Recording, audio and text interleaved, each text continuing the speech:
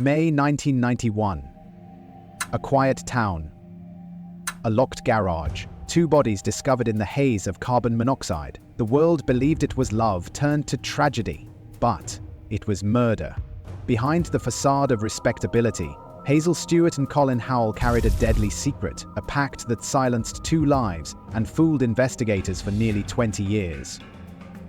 When the truth emerged, it shattered families, stunned a nation, and exposed the darkest side of love. Can love, once turned to darkness, ever conceal the truth forever? Or will the truth always find a way to rise from the depths? Inside Women Who Killed in Northern Ireland, shocking but true cases. Welcome to UK Real Crime, where real crimes meet real justice. Today, we open the cell doors to Northern Ireland's most dangerous women, where love, obsession, and deceit ended in murder. Some crimes are sudden explosions of rage, others are cold, calculated betrayals, but all leave scars that never fade.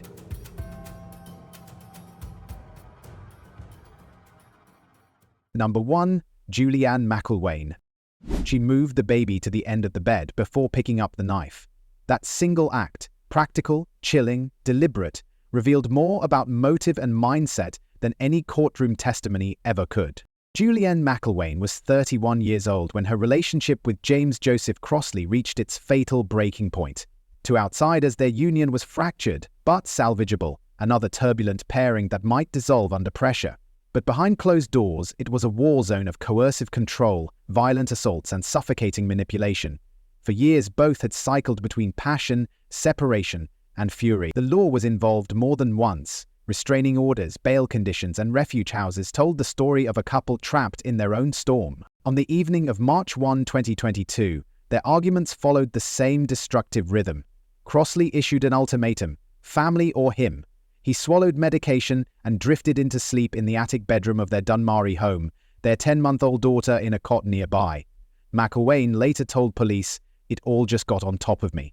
She described feeling suicidal, a psychopath, unable to breathe under the weight of fear and conflict. What she did next tore 2 families apart. She went downstairs, selected what she called the biggest knife there, and returned to the bedroom. She shifted her child to the foot of the bed, explaining later, "I didn't want to get blood on her." Then she stabbed Crossley 10 times. 7 wounds struck his chest and abdomen. Defensive injuries marked his arms as he tried, half awake, to resist.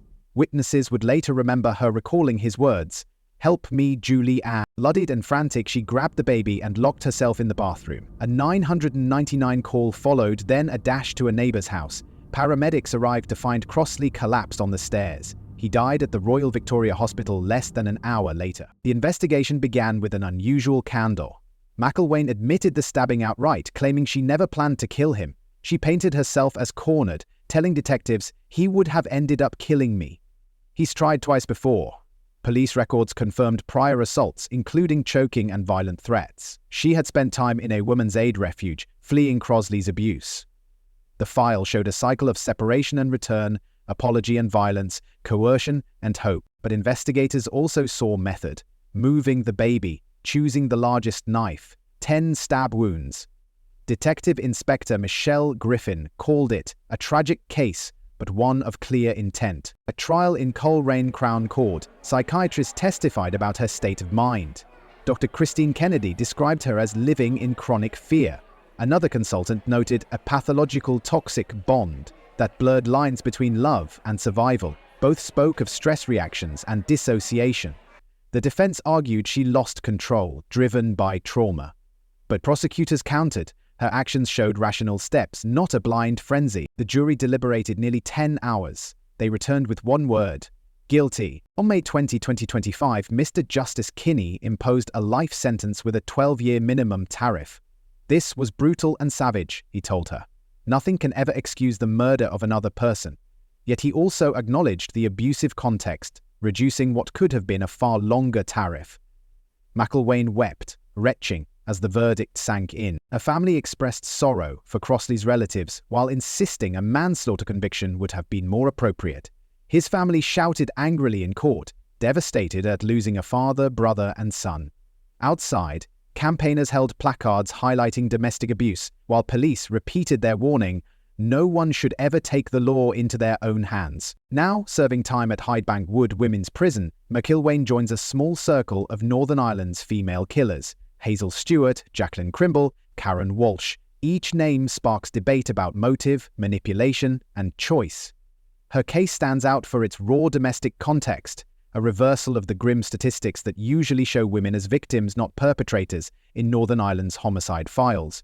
The story of Ann McIlwaine forces uncomfortable questions. How does abuse warp perception? How can love and fear coexist until violence becomes the only imagined escape? At sentencing, the judge put it plainly: to blame the victim for not walking away is to blame them for the actions of the perpetrator. But Ann crossed a line that cannot be uncrossed. She chose a weapon, she chose her moment, and in those choices, she sealed her fate. This tragedy is a stark reminder: violence, even born of suffering, never ends the cycle. It only creates another victim, another grieving family, and another life behind bars. In the end, control never frees, it destroys. Number 2. Svetlana Svedova. Her landlord demanded rent. Her friend demanded repayment. But what unfolded in a quiet Limavady flat in April 2021 was not a financial dispute. It was a frenzy of violence that left a community shaken and a family devastated. Svetlana Svedova, a 47-year-old Latvian woman living in Northern Ireland, was no stranger to hardship. She had struggled with money, often leaning on the kindness of her compatriots. Among those who helped her was 61-year-old Ludmila Poletelova, a respected member of Limavady's Latvian community. Known for her generosity, Ludmila lent money, found accommodation for newcomers, and worked quietly in a local wine bar. At the time of her death, Svedova owed her £800 0 pence. For Ludmila, it was an act of kindness. For Svedova, it became a source of pressure, frustration, and ultimately a deadly turning point. On April 20, 2021, Svedova visited Ludmila's flat. The two women drank together, as they sometimes did, but something shifted that evening. Instead of leaving with gratitude, Svedova left carrying 2 bags. CCTV later caught her disposing of one of them in a bin outside a spa shop. Prosecutors would argue it contained the murder weapon, a claw hammer. Inside the flat, Ludmila suffered an onslaught that pathologists later described as gratuitous and frenzied. She was struck more than 50 times to the head and face, her skull fractured, her brain exposed, her eye socket shattered. Defensive bruises marked her hands and wrists, proof that she fought back against a friend-turned-executioner. Death came within 30 minutes, but not before a struggle that left blood spattered across walls, ceilings, even the television screen. Her body lay undiscovered for 3 days. Only when she failed to turn up at the wine bar and ignored messages did concern grow. A friend entered her flat on April 23 and found the horror. Limavady, a small, close-knit town, had lost one of its most beloved figures. The day after the killing, Svedova was paying cash toward her rent arrears, more than £500 0 pence, despite having claimed poverty days earlier. She even turned up at the wine bar where Ludmila worked, attempting to cover her shift. Colleagues noticed scratches on her arms. One recalled her asking bluntly, "Are people blaming me?" The answer, increasingly, was yes. Detectives from the PSNI quickly zeroed in. Forensic analysis revealed blood on a coat matching the one she wore in CCTV footage. Ludmila's DNA was found on her glasses, her bag. The claw hammer itself was never recovered, but the weight of circumstantial and forensic evidence pointed only one way. Confronted, Svedova insisted, "I did not kill. I was the last to see her alive." She spun stories of a mysterious attacker, even suggesting Ludmila had died of natural causes, but investigators knew better. The evidence was compelling, Detective Inspector Claire McGarvey later said. CCTV, forensic traces, phone records, it built a picture we could not ignore. Psychiatric reports offered no relief for Svetlana Svedova.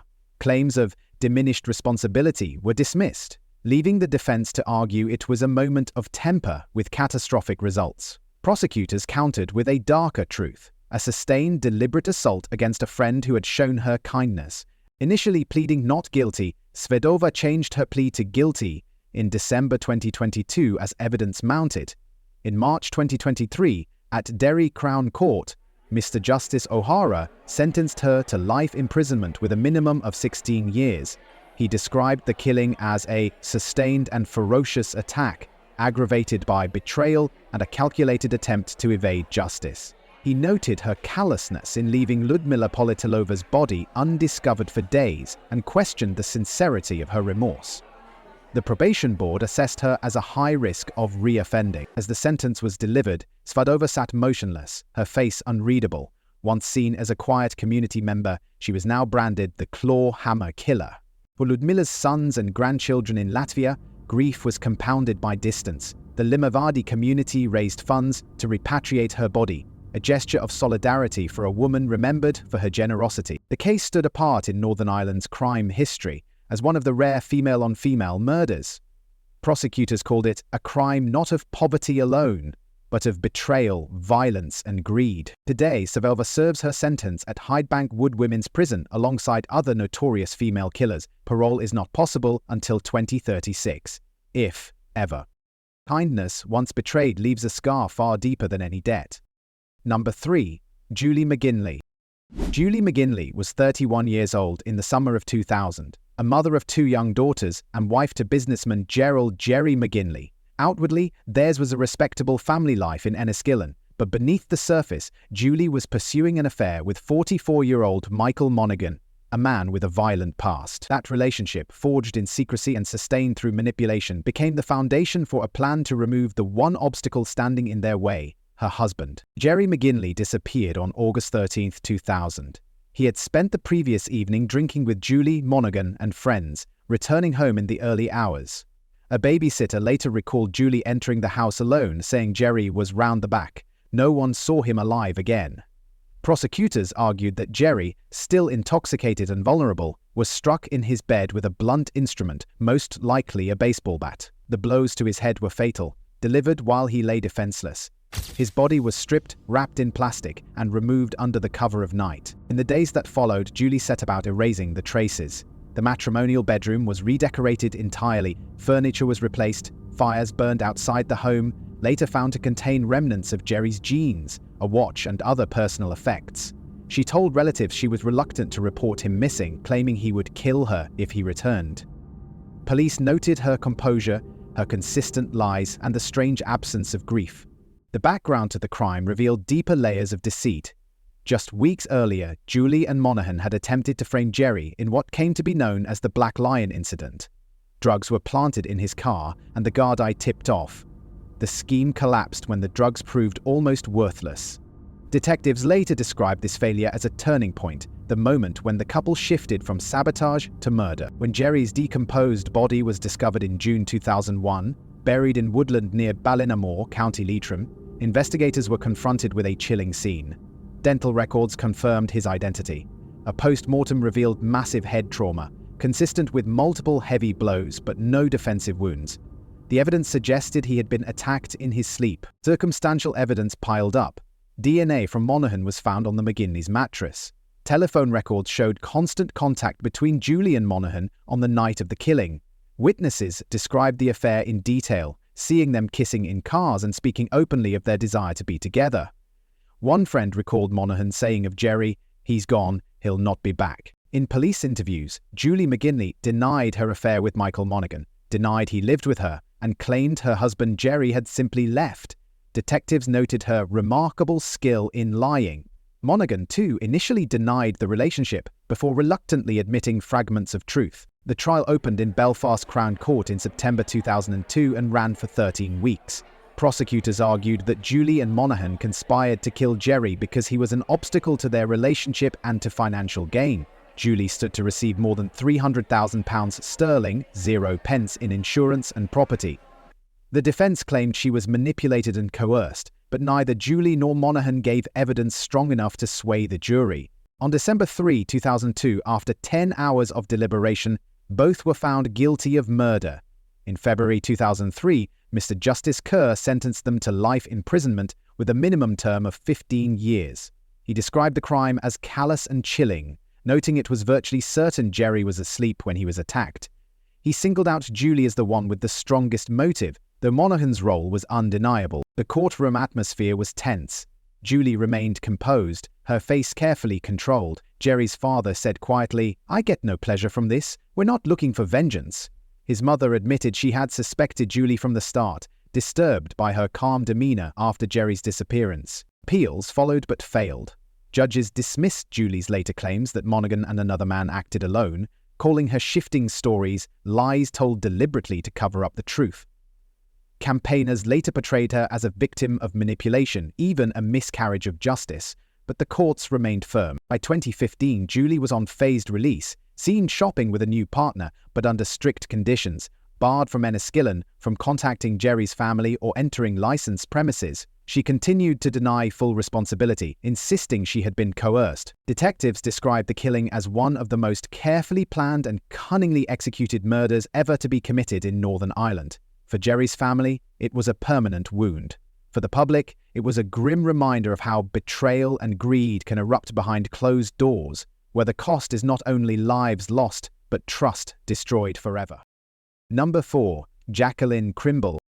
On a warm Father's Day in June 2004, the Crymble household in rural County Armagh was expected to end with family joy.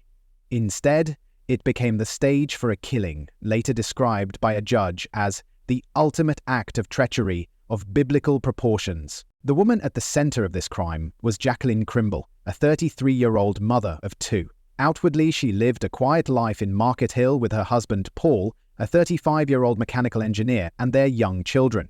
But behind the veneer of domesticity, Jacqueline was leading a double life, one marked by an affair with 29-year-old Roger Ferguson, a man whose influence would lead her down a path of greed, lust, and calculated violence.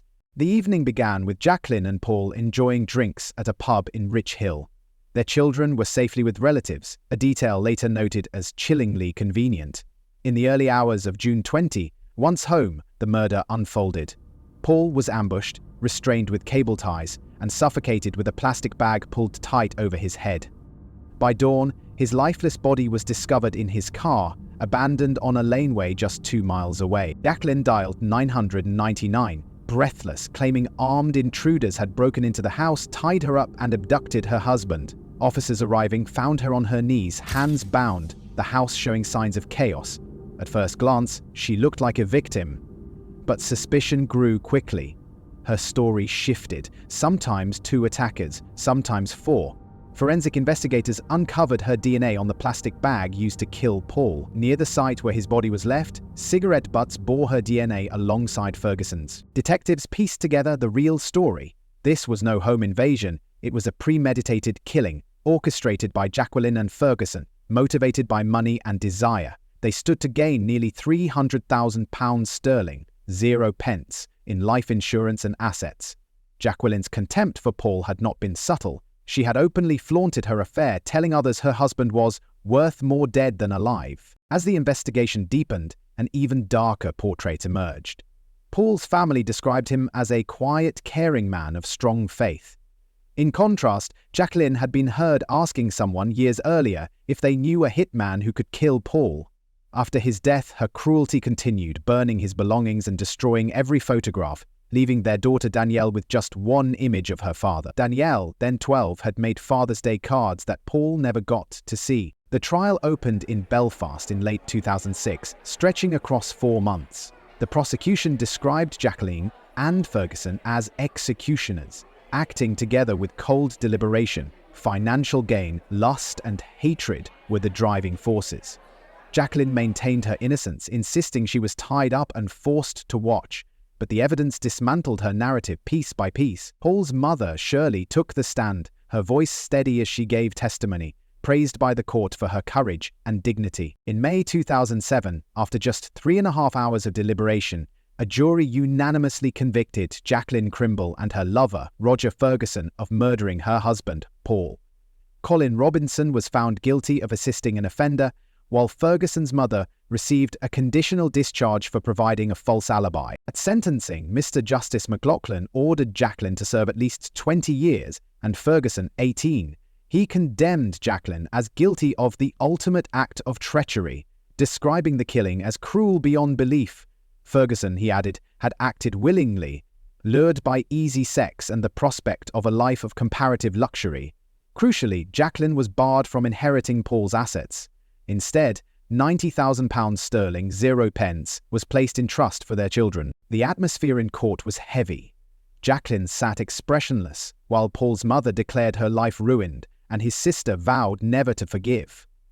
In the years that followed, Jacqueline became estranged from her family, banned even from her brother's funeral. Her daughter Danielle later revealed how Jacqueline manipulated her children from prison, coercing visits and withholding school consents. "She ripped away my childhood," Danielle said. Though Ferguson has since been released, Jacqueline remains at Hydebank Wood Women's Prison. Her appeals failed and her claims of innocence were dismissed as lies. The Crymble case shocked Northern Ireland, exposing how greed and betrayal can turn the home into the most dangerous place of all. When trust is destroyed within a family, the damage lingers for generations, impossible to repair. Number 5. Susan Christie. In Northern Ireland, March 1991 brought a crime that exposed the destructive force of jealousy and obsession. It unfolded not in the shadows of sectarian violence, but in the quiet isolation of Drumkeera Forest, where an unsuspecting young woman paid the ultimate price for someone else's fixation. Susan Christie was just 22 years old at the time, a former private in the Ulster Defence Regiment known as a Greenfinch. Outwardly disciplined and controlled, she carried within her a dangerous obsession. For months, she had pursued an affair with Captain Duncan McAllister, an officer in the Royal Corps of Signals. Their relationship began in the summer of 1990 at an army diving club. Duncan described it later as nothing more than physical attraction, something casual and temporary. But for Christie, it became something else entirely, an all-consuming attachment that grew darker when Duncan refused to leave his wife Penny. The affair followed a destructive pattern. Duncan tried to end it, only for Christie to draw him back. At one point, she claimed she was pregnant with twins, later saying she miscarried. Penny herself suffered a miscarriage during this period, a coincidence that deepened Duncan's turmoil.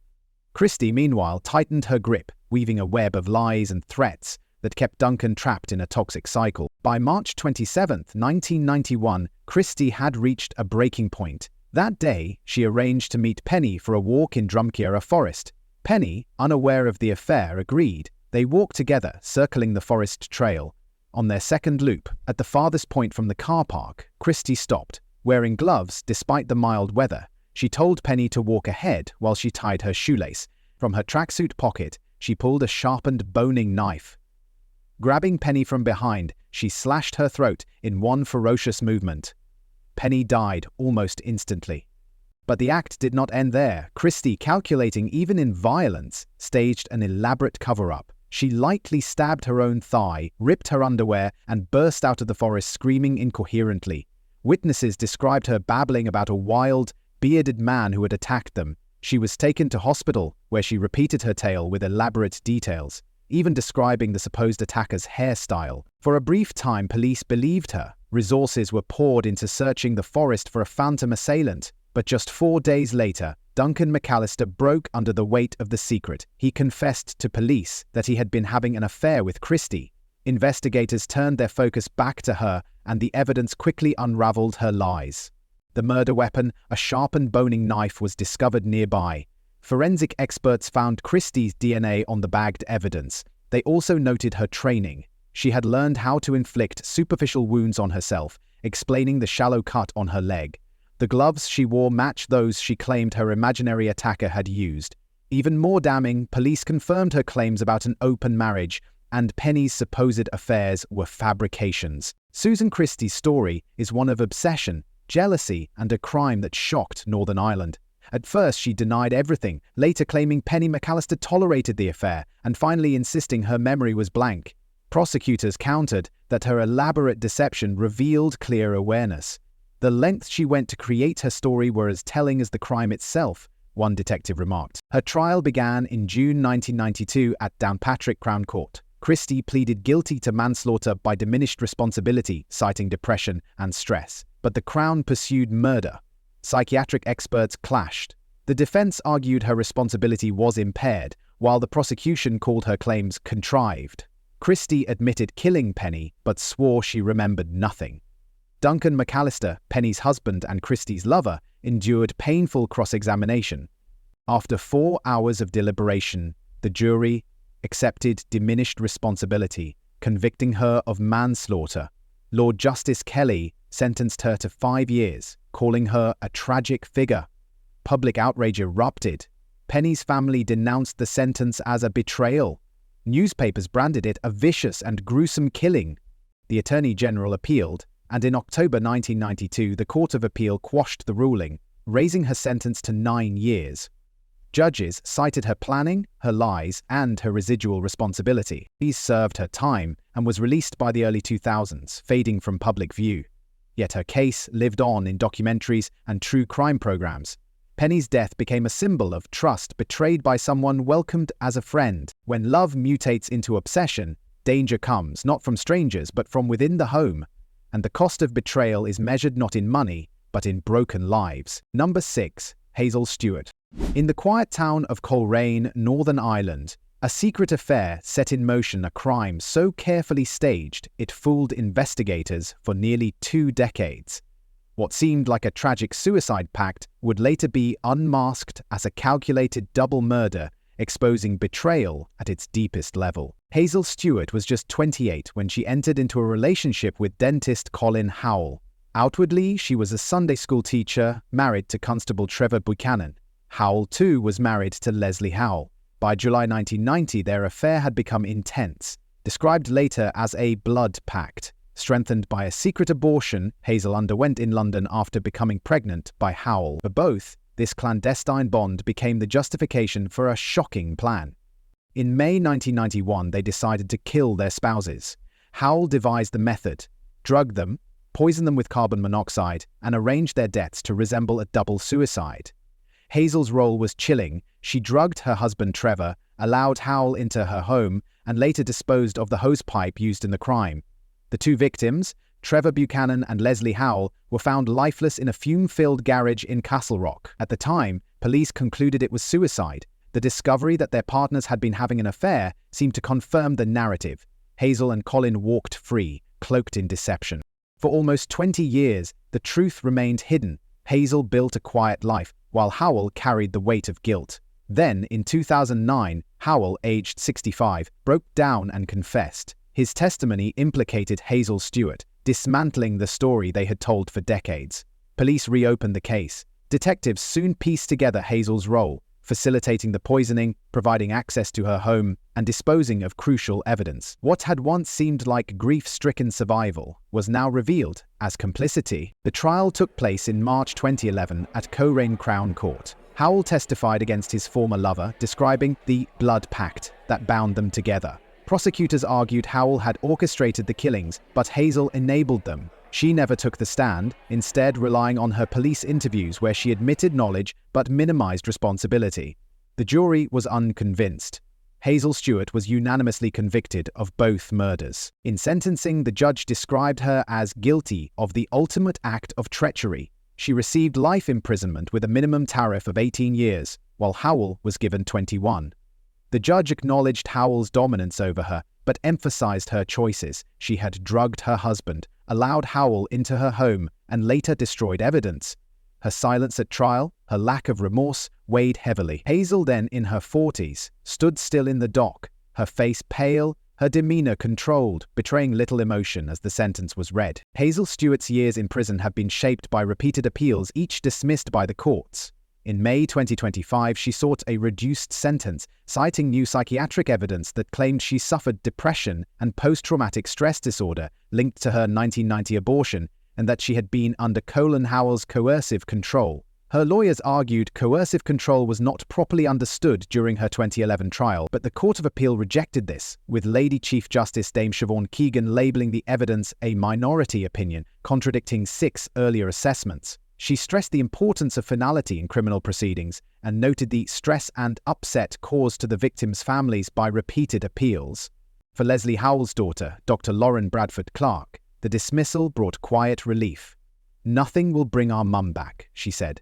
Though she once saw Hazel like a mummy during her childhood, she later called it distasteful to present Stewart as a victim. The case shocked the nation, not just for the killings, but for the deception that lasted nearly 2 decades. Families believed their loved ones had chosen suicide, while Hazel and Howell lived ordinary lives. The truth shattered that illusion. An ITV drama, The Secret, 2016, reignited attention but drew criticism for exploiting tragedy.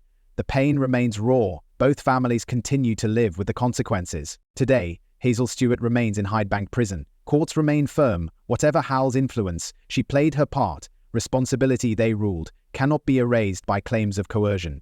From this case, hard lessons emerge. First, secrecy and deception in relationships can mask dangerous dynamics. Trust must never blind us to warning signs. Second, manipulation, even in intimate bonds, can drive people to enable acts they would never imagine. Understanding coercive control is vital. Third, justice may be delayed, but lies rarely last forever. The truth has a way of breaking through, no matter how carefully concealed. When betrayal comes from the person closest to us, its scars cut deeper than violence from any stranger. Hazel Stewart's story is a haunting reminder that sometimes the greatest dangers lie not outside the home, but within it. Evil often hides in plain sight, in kitchens, in quiet bedrooms, in the people we trust most. These stories from Northern Ireland remind us that behind ordinary doors, extraordinary darkness can thrive. And yet, every case reveals not just brutality, but the fragility of trust, the devastation of betrayal, and the haunting truth that no secret remains buried forever. If you want more chilling real crime stories like these, make sure you subscribe to UK Real Crime and hit the notification bell so you'll be the first to see the next shocking case we uncover. Because the darkest stories aren't always found in distant headlines. Sometimes they unfold just a street away.